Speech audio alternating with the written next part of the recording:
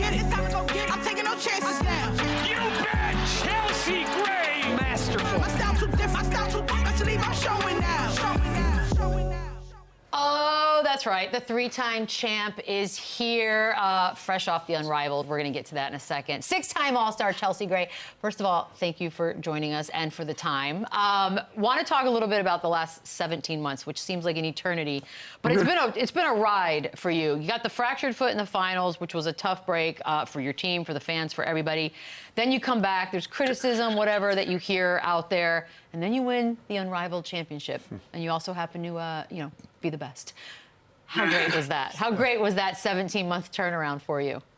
Man, it's crazy when you put it like that, and kind of like it's been a great ride, man. Hopefully it continues with the WNBA championship. So it's been great going to the Olympics.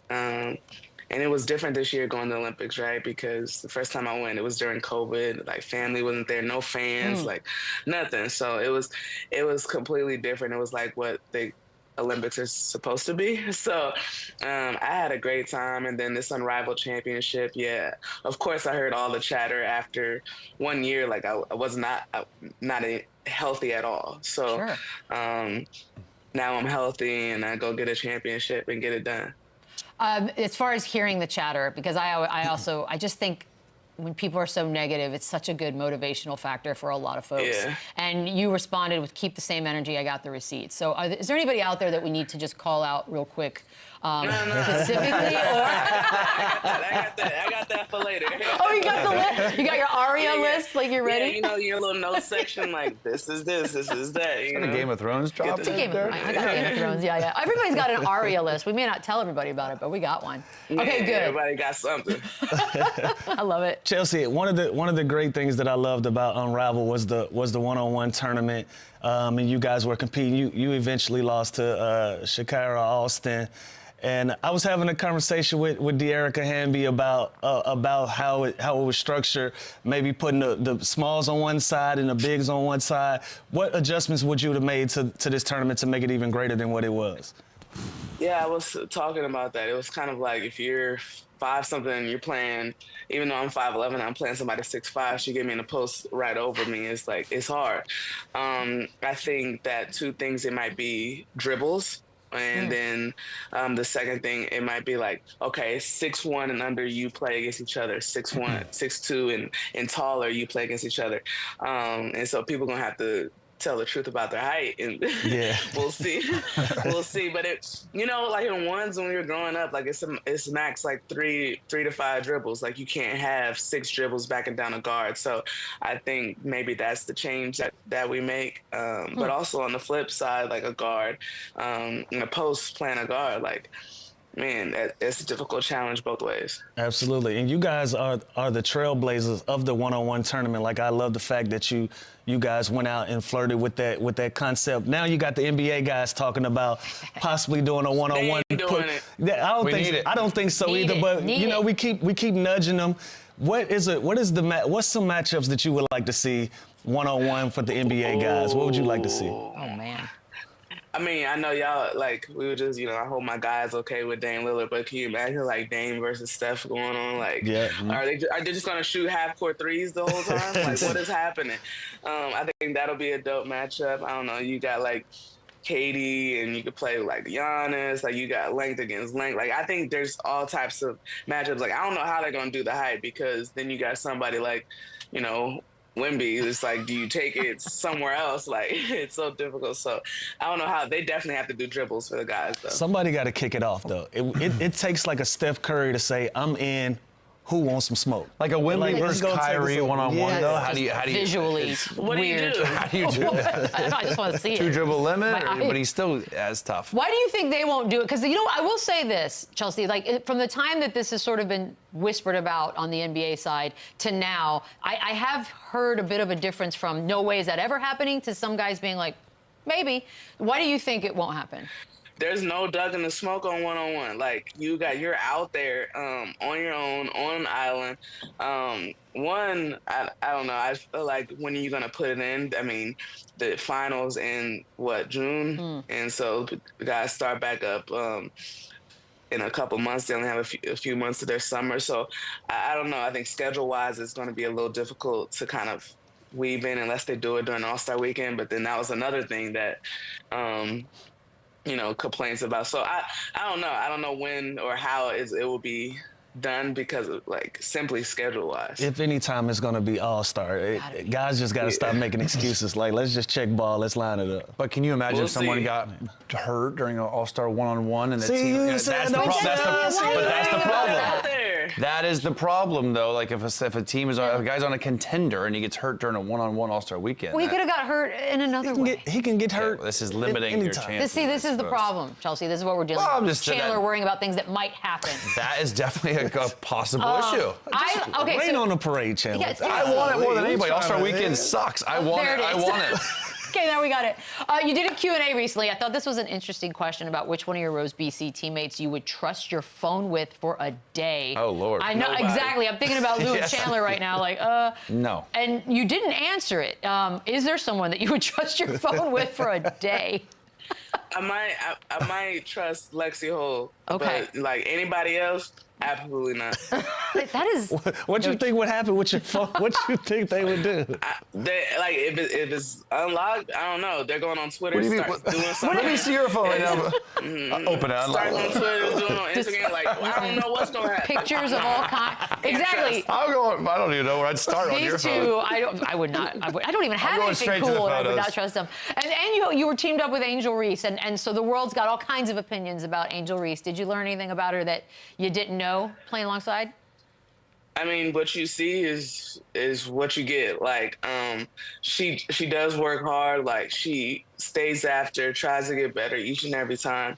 So I like seeing that aspect of it. You really don't know somebody, I believe, until you're in close quarters with them and then your teammates with them and you see them on a regular basis and start to see kind of their habits. And so her staying late is part of her habits and trying to get extra work in.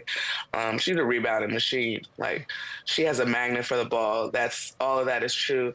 She's not ducking the smoke during the game. She's gonna talk mess all the time. And that's just her. So I'm ready for it and I'm gonna play against her. I'm gonna go ham on her, and if she try to say anything to me. So, Chelsea, now that the first season of Unrivaled is over, what is the thing that surprised you just the most about it? Oh, man. I think everybody knew that it was going to be competitive, but I feel like it went up another level. The competitiveness and trying to go for the money, one, but trying to be champions, trying to make the playoffs. And then two, this is outside of basketball. They had a lot of care for mothers and their kids and the nanny care and providing that before games. And so I would drop my son off in nanny care and then pick him up after the game. Didn't even have to worry about or anything. So that's something that I definitely would like to see embedded and done in the WNBA. Now, on the flip side, is there something that needs to be changed immediately starting next season? We need more fans, one. There is the view of the actual game. I think to be able to see the fans would be a lot different and will probably draw some more people in to really see. You hear them, but you don't really see the fans out there. So adding more fans, I think the viewership would kind of change if you change the angle a little bit. I have to think logistically and see what that looks like for a 3-on-3. But I know there's going to be a lot of people that want to play. Yeah. With that 3-on-3 format, was there any players or any particular player that stood out to you that you saw something in their game that you might not have experienced playing against them in the W or playing with them? Playing against Alicia Gray is tough. My bad, Alicia Gray. Defending, she would pick me up full court, all the time. She's a tough defender and she can score, man. I think her ability to knock down the 3-point shot improved. And so going under wasn't an option. You had to go over the ball screen during 3-on-3. So that's one person I would shout out to, and she was difficult to play against. WNBA offseason's not been boring, and there have been some big names, some all-stars trading places, going to new teams. Was there anything that had happened that surprised you more than others? No,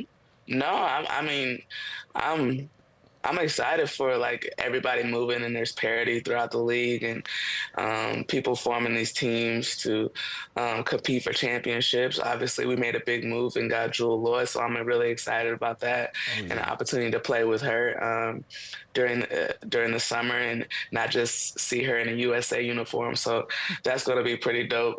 So I'm excited for that. Yeah, you mentioned JEWELL LOYD, and while Kelsey PLUM comes here to LA, do you feel like this move makes the team better, or is it just different? What's your take on that? I guess we'll see when we get on the court, right? Great answer. Great answer, Chelsea. Thank you. See what I did? Very See what I PC. did there? Yeah. You know, I think it makes us different. They're just completely different players. Like the way they play, they both can shoot the basketball. They both have won before. So, I mean, you're changing a champion for a champion at the same time. So it's like, how do you fit within a team? Same for her. Like when she's in LA, like how does she fit in that team? But I obviously got money on the Aces more than anything. So after you go back-to-back 22-23, you guys lost to Liberty in the WNBA semifinals in 4 games. Do you guys think you have enough this coming season to get back that trophy? Yeah, I do. One, I'm healthy. Everybody is coming into training camp, you know, not going with healthy. Health is a big thing. You know, you talk about teams that's trying to get to the championship. If you're not healthy, it's really difficult to kind of ride that wave. And so that's one thing for sure. We're coming back with a hunger too. That's a little bit different and wanted to be on that stage again. Like once you get a taste of that, like you want it every single time, and anything less than that is season that you wanted. I want to ask you about your teammate A'ja Wilson. I know you're an Adidas athlete, but her signature shoe drops in May. How dope has it been to see lines forming around the corner, the support that she's been able to get, and the pop-ups in support of her shoe coming up? Man, like seeing all the things. I was in Miami, right? I for sure would have popped up to everything that she would have had. That she's had so far. I'm just really, really proud of her, and she's doing it her way. Like the pink shoe, and that's A'ja Wilson all the way. And so everybody coming out and trying to get that early. I hope everybody goes out and gets it. She deserves it, man. She's done a lot for this league at such a young age. She's won on every level. So it's just amazing for people to come out and support her. And you know, me being an Adidas athlete, I was like, you know, you can just slide those over for Lennox maybe for my son. So we'll see. But I'm super happy and proud of her. Yeah, the pink is good. I know the pink is so nice. It's so good. It jaws the eye whenever you're watching anything on TV. I love it. October 31st is the deadline to get a new CBA out there. Napheesa Collier's been, you know, talking. Everyone's optimistic, but a lockout's not an impossible situation if it comes to that. What are some of the bigger key issues that you guys are either far apart on or that you can kind of figure out a way to get to together? You know, everybody knows that salary is one thing. I mean, we're not asking to be paid the same, but we're asking for the revenue share. We're asking for all that. Like, I think salary is one thing, right? We've talked about retirement and what that looks like. Obviously, we have the 401k, but can we help some of these retired players longer than just like the 401k? We're talking about things for mothers. I just talked about the nanny care that we had for Unrivaled. All of these things play into how we do our job, right? And so that's going to be a big thing that we come to the table with. And it's going to be a fight. You know, I'm ready for it. So everybody is taking precaution. If there is a lockout, I feel like there might not be, because, I mean, we have so much, like, the world is ready for women's sports to explode. And so how do you not have the best league in the world out there and playing? So that's hard for my mind to kind of fathom. So it's going to be lots of talks, and I'm excited for it. And I agree with you with so much energy trending up for you guys in the W. You know, you got the emergence of Caitlin Clark. You got Angel Reese. Paige is coming out of college this year. JuJu down the line. There's so many young, talented players that's coming into the W. with this CBA, do you feel like you guys can possibly lose some momentum if you don't come up with a deal with everything going in the direction that it's going for the W? 100%. I mean, we gotta, like, our product is so good, our game is so good, players are only getting better. Listen, it's not about like if we lose momentum and stuff. Like, everybody wants to see us on TV, everybody wants to come to our game. Like, the momentum is just crazy right now. So, I mean, we got to take advantage of it, and so I believe we'll play next summer. March Madness is happening right now. UConn is doing Go their thing. Duke! Yeah, Dukie's doing their thing as well. What are your expectations for Paige Bueckers and her rookie season coming in? You know, I have the opportunity to watch her a little bit more during March Madness, because during the season it's a little bit crazy and the time difference. But I think she's got what it takes to compete at this level. Every rookie is going to say it's going to take some time to adjust.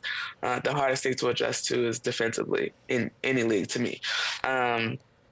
So I'm excited for her growth. She's gotten better each and every year. She's healthy, which is always a big thing.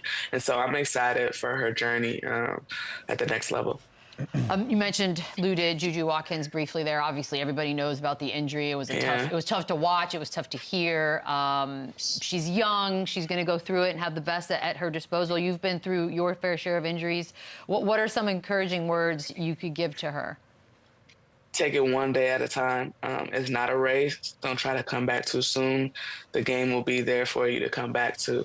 The worst thing I ever did was come back too soon to feel like I'm losing something. Like, people know who you are. People respect you when you come back.